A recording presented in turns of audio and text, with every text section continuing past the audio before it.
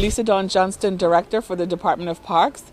I would like to welcome everyone to the 76th Agricultural Exhibition, which is from April 24th, 25th, and 26th.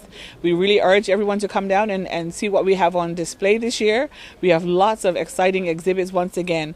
We have over 3,500 participants, so if you consider that most of them enter more than one item, we expect to have somewhere in the region of 9,000 or 10,000 exhibits on display, from animals to flowers to potted plants to vegetables to all of the food goods. It's just going to be an amazing display. We also have the Kappa Classic that's going to be going on. It's a football competition with our young people, and I think that that's something that people will definitely enjoy.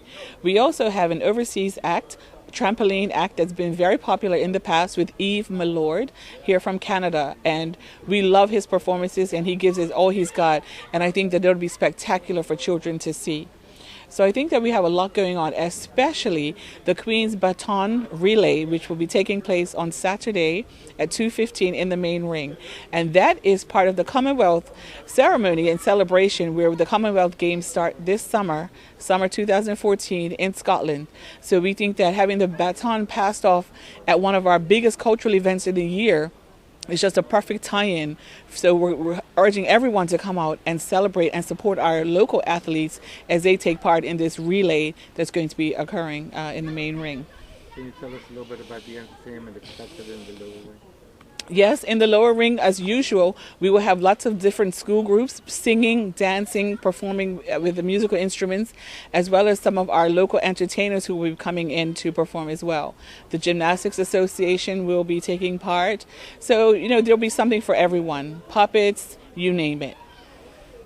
Touch a little bit on the food court and how they're all run by charities. Okay. The food courts that we have are all run by local charities. We try to provide a venue for them to raise funds, and we've been told that some of them raise the funds for their programs for the entire year at our show, our 3-year show. So we really encourage people to come in and support them, especially in this economic climate where a lot of charities are suffering. And so we encourage people to come out and support the charities that will be in the grounds. We have a variety of food, and every single one of them will be offering a healthy option, whether it's water or some healthy food choices for people to make. A lot of government departments feeling the pinch. Will people notice a difference in the exhibition when they come?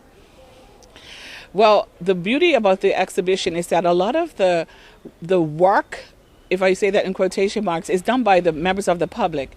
It's their exhibits and their displays that make up our show. And while we have seen a change in some areas, we've adapted to make sure that it's not so much of a financial hardship. For example, we used to have something called vegetable critters. We eliminated that and have recyclable critters. And that means that people take their waste and make, creative art out of it. And so it's not a financial hit on their pocket. And we've also seen a growth in vegetable and plant exhibits because people are becoming more sustainable themselves by having backyard gardens. So you don't really see much of a change in what we have. In fact, we've run out of room this year in 2 of our houses because we've had so much people bringing their exhibits. And that's the kind of bad news we love to hear, because it means that there's going to be lots for people to see. Somebody's coming to the exhibition. What's the access points depending on how they're traveling? Okay.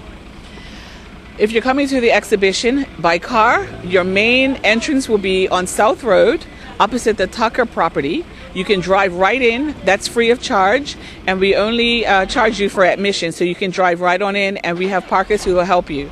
If you're on foot, then you can come via bus or drop-offs on Berry Hill Road and also on Point Finger Road by the hospital, where we have walk-in as well. And if you're really from the neighborhood and you're just walking across the street, feel free to come in the Peace Lutheran Gate. We'll take you in there as well.